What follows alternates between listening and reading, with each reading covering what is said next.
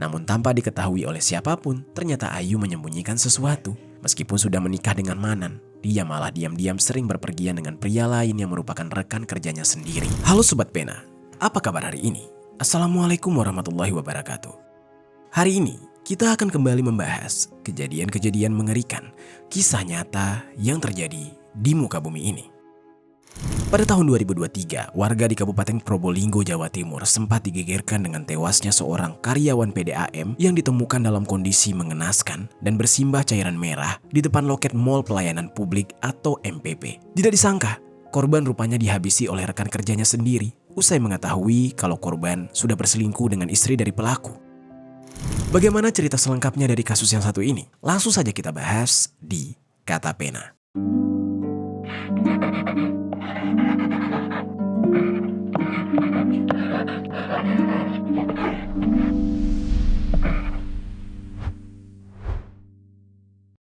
PDAM tewas dengan sejumlah luka tembak di tubuhnya di Probolinggo, Jawa Timur. Sebelumnya, korban terlibat pertengkaran dengan rekannya di depan loket pembayaran. Sebelum kita mulai ke ceritanya, jangan lupa untuk subscribe channel ini dan bagikan video ini ke teman-teman kalian. Cerita ini dibuat berdasarkan berita yang sudah beredar dan diterbitkan oleh beberapa media publik yang aku sajikan dan aku rangkum dalam bentuk alur cerita.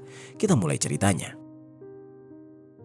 Di Kabupaten Probolinggo, Jawa Timur, tepatnya di Dusun Jawaan, RT 005 RW 011 Desa Jorongan, Kecamatan Leces, tinggallah seorang pria bernama Abdul Manan atau yang sering disapa Manan. Pada saat itu Manan berusia 31 tahun dan di usianya yang sudah berkepala 3 tersebut, Manan sudah menikah dengan seorang perempuan yang bernama Ayu Putri Rindra Mustika atau yang kerap dipanggil Ayu. Pada saat itu usia Ayu tidak jauh berbeda dari Manan, hanya berbeda 1 tahun, yaitu 30 tahun. Dari pernikahannya dengan Ayu, tidak diketahui dengan jelas apakah keduanya sudah dikaruniai anak atau belum. Namun yang jelas, demi mencukupi kebutuhan hidup keluarga, Manan dan Ayu sama-sama bekerja demi mendapatkan penghasilan yang cukup. Keduanya sama-sama menjadi karyawan PDAM atau Perusahaan Daerah Air Minum di Kabupaten Probolinggo yang disebut juga sebagai Perumdam Tirta Argapura. Pada saat itu, Manan dan Ayu bekerja di lokasi yang berbeda. Manan bekerja sebagai pengantar barang internal dan merupakan staf internal di kantor induk yang berada di Desa Taman Sari. Sementara Ayu bekerja di bagian hubungan pelayanan sebagai kasir, yaitu di kantor layanan PDAM di MPP atau Mall Pelayanan Publik di Kecamatan Dringu. Sehari-harinya Manan dan Ayu berangkat bekerja bersama. Namun dikarenakan lokasi tempat kerja mereka berbeda, Manan dan Ayu tidak selalu bertemu ketika sedang bekerja. Manan hanya bertemu ketika dia mengantarkan barang ke kantor layanan PDAM di MPP dan diterima oleh Ayu. Namun tidak jarang, barang yang diantar oleh Manan diterima oleh kepala unit atau rekan kerja Ayu yang lainnya. Bagi rekan sesama karyawan, Manan dikenal baik hati dan cukup pendiam. Namun tidak jarang Manan juga menyapa rekan sesama karyawan yang sering dia temui atau justru yang berpapasan dengannya. Sementara istrinya, Ayu, dia tidak terlalu pendiam. Dia cukup ramah dan mudah akrab dengan orang lain. Namun tanpa diketahui oleh siapapun, ternyata Ayu menyembunyikan sesuatu. Meskipun sudah menikah dengan Manan, dia malah diam-diam sering berpergian dengan pria lain yang merupakan rekan kerjanya sendiri. Di sisi lain, rekan kerjanya juga sudah mengetahui bahwa Ayu sudah memiliki suami. Pria itu bernama Doni Lukmana atau yang akrab disapa Doni. Manan sebenarnya sudah mengenal sosok Doni karena Doni cukup sering menerima barang yang diantarkan oleh Manan. Dan sama seperti Manan, Doni juga berusia 31 tahun. Tidak banyak sumber dari media yang menjelaskan tentang latar belakang kehidupan Doni. Entah dia sudah menikah atau masih lajang, namun yang jelas dikatakan dia tinggal di Dusun Pacar, Desa Jangur, Kecamatan Sumber Asi, Kabupaten Probolinggo. Aslinya dia berasal dari wilayah pesisir Probolinggo. Awalnya Ayu bersikap seperti tidak mengkhianati Manan sedikit pun. Akan tetapi, kebohongan yang terus ditutupi oleh Ayu perlahan mulai tercium. Ayu menjadi sering pulang terlambat setelah kerja. Alasan Ayu pulang terlambat bermacam-macam. Seperti ada hal yang disembunyikan. Akan tetapi Manan berusaha mempercayai istrinya dan tidak memikirkan hal-hal yang buruk. Hingga pada hari Rabu tanggal 11 Januari 2023, di kantor mereka sedang ada acara. Akhirnya seluruh karyawan pun mengikuti serangkaian kegiatan acara tersebut.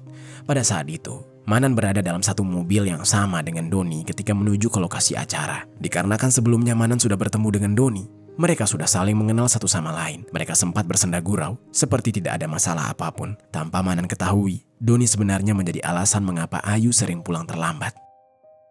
Selama acara itu berlangsung, Doni dan Ayu berusaha tidak melakukan gelagat yang mencurigakan. Padahal keduanya memiliki hubungan gelap yang tidak diketahui oleh siapapun. Kemudian, ketika acara selesai, Doni dan Manan berfoto bersama usai acara selesai.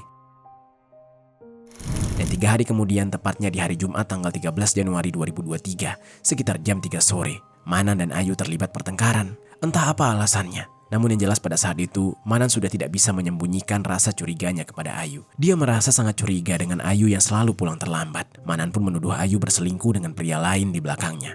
Namun Ayu membantah tuduhan itu. Akan tetapi, Manan terus mendesak Ayu untuk jujur. Bahkan mengatakan kepada Ayu untuk bersumpah demi Tuhan apabila Ayu hendak mengatakan hal yang jujur. Hingga akhirnya, di saat itu, Ayu pun mau tidak mau mengakui bahwa dia memang sering pergi keluar bersama dengan rekan kerjanya yang bernama Doni. Manan pun kaget, dia tidak habis pikir. Kemudian dia kembali mendesak Ayu untuk menjelaskan kemana dan berapa kali mereka pergi. Dengan takut, Ayu pun menjelaskan bahwa dia dan Doni sempat menginap di Hotel Oyo dan telah melakukan hubungan layaknya suami istri sebanyak 3 kali. Ketika Ayu mengakui perbuatannya, Manan pun kecewa, sedih, bercampur emosi. Manan mempertanyakan kepada Ayu apa alasan Ayu mengkhianatinya. Namun Ayu sudah menangis dan merasa bersalah.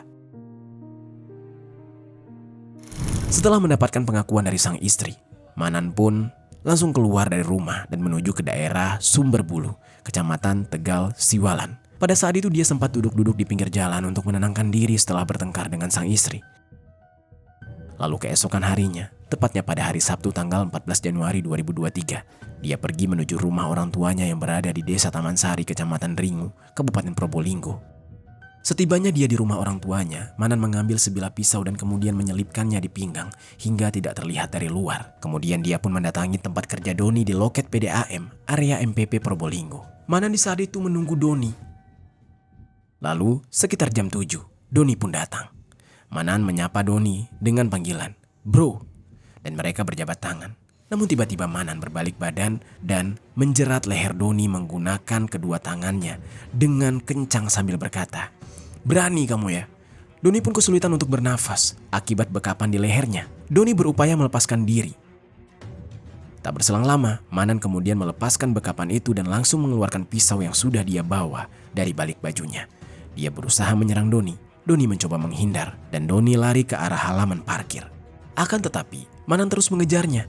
Doni yang ternyata membawa pisau kecil untuk berjaga-jaga mengeluarkan pisau tersebut dan mencoba untuk melawan. Sampai pada akhirnya, di samping gedung pelayanan, tepatnya di halaman parkir, terjadilah duel hebat di antara keduanya. Mereka saling serang, saling tepis, hingga Manan berhasil merebut pisau yang dipegang oleh Doni. Saat Manan memegang 2 pisau, dia langsung menghujamkan pisau tersebut secara brutal ke arah leher, dagu, dada, perut, lengan, hingga siku Doni. Akibat hujaman itu, Doni pun tersungkur, tubuhnya bersimbah cairan merah. Dan dari kejauhan, Manan melihat ada orang lain yang menyadari kalau dia sedang menyerang Doni. Manan pun akhirnya melepaskan pisau yang dia genggam dan meninggalkan Doni yang kesakitan akibat hujaman pisau tersebut. Manan langsung melarikan diri menggunakan sepeda motor menuju ke Jalan Raya Dringu dan ke rumah orang tuanya di Desa Taman Sari. Sementara itu, Doni tidak dapat diselamatkan lagi. Seketika itu juga dia meregang nyawa, tepat seusai ditikam oleh Manan secara brutal. Pada saat Manan melarikan diri, orang yang melihat Manan menyerang Doni adalah Rofi. Dia merupakan salah satu petugas kebersihan di kantor tersebut. Pada saat Rofi menghampiri Doni, nyawa Doni sudah tidak tertolong. Rofi di saat itu panik, langsung memberitahu petugas Satpol PP yang berjaga di pos depan kantor untuk kemudian mengejar Manan, sang pelaku yang melarikan diri. Lalu di tengah pelarian Manan, tepatnya di Jalan Raya Dringu, Manan sempat dicegat oleh si Satpol PP yang kemudian kembali mengejarnya.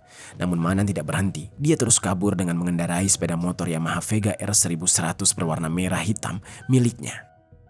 Di sisi lain, Rofi dibantu oleh petugas Satpol PP lainnya melaporkan kejadian ini ke Polsek Dringu.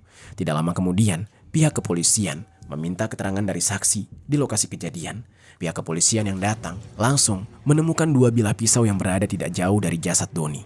Selain itu, pihak kepolisian juga menemukan bahwa jasad Doni berada di dalam posisi tergeletak berpakaian lengkap dengan tubuh yang sudah berlumuran cairan merah. Pihak kepolisian juga menemukan adanya luka yang sangat banyak, yang mana luka tersebut berasal dari senjata tajam. Kemudian jasad Doni pun dievakuasi ke RSUD Dr. Muhammad Saleh Kota Probolinggo menggunakan mobil Polsek Dringu untuk dilakukan otopsi. Berdasarkan hasil otopsi, ditemukan adanya total 23 luka tusuk dan sayat, yang mana 1 luka di dagu kanan, 7 luka di leher kiri, 9 luka di leher kiri dan 1 luka di lengan atas kanan dan 3 luka di lengan kanan bagian bawah, serta ada 1 luka di siku bagian kiri. Luka-luka fatal di lehernya menjadi penyebab utama Doni meninggal dunia akibat kehilangan banyak cairan merah. Setelah dilakukan otopsi, jenazah Doni pun diserahkan kepada pihak keluarga dan kemudian dipulangkan ke rumah duka. Suasana rumah duka dipenuhi oleh isak tangis keluarga dan kerabat yang tidak menyangka bahwa Doni akan pergi dengan cara yang begitu tragis. Mereka tidak percaya bahwa Doni dikabarkan menjalani hal yang salah hingga memicu pertengkaran dengan rekan kerjanya sendiri, yaitu menjadi seorang selingkuhan.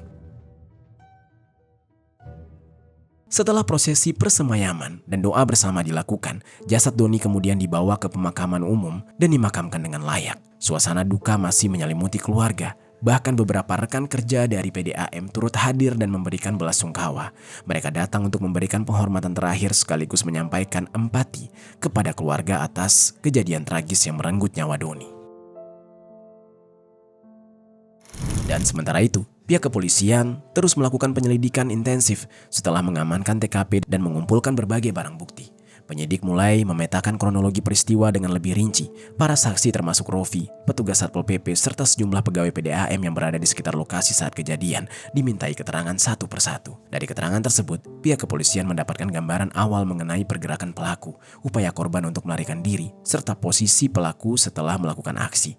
Tidak hanya itu, pihak kepolisian juga menelusuri rekaman CCTV di area Mall Pelayanan Publik atau MPP untuk memastikan kecocokan antara kesaksian dan fakta yang terekam di dalam kamera CCTV. Rekaman tersebut membantu menjelaskan bagaimana pelaku datang ke lokasi, menunggu korban, hingga ketika pelaku mulai melakukan serangan. Pemeriksaan ini menjadi bukti pendukung bahwa pelaku memang datang dengan membawa pisau dan telah mempersiapkan aksinya sebelum datang ke lokasi kejadian. Seiring berkembangnya penyelidikan, pihak kepolisian berhasil melacak keberadaan pelaku yang ternyata sempat kembali ke rumah orang tuanya di Desa Taman Sari setelah kejadian. Di rumah orang tuanya tersebut rupanya Manan berada dalam kondisi bingung dan menyesal. Dia pun akhirnya mengakui perbuatannya di hadapan orang tuanya dan minta diantarkan ke kantor polisi. Pada saat Manan ingin menyerahkan dirinya dan akan menjalani hukuman, saat itulah Manan pun dibawa oleh ayahnya yang bernama Misnawi menuju ke Mapolsek Dringu untuk kemudian menyerahkan diri. Tindakan Manan tersebut mempermudah proses penangkapan dan pemeriksaan awal oleh penyidik. Di kantor polisi, Manan langsung menjalani pemeriksaan lebih lanjut.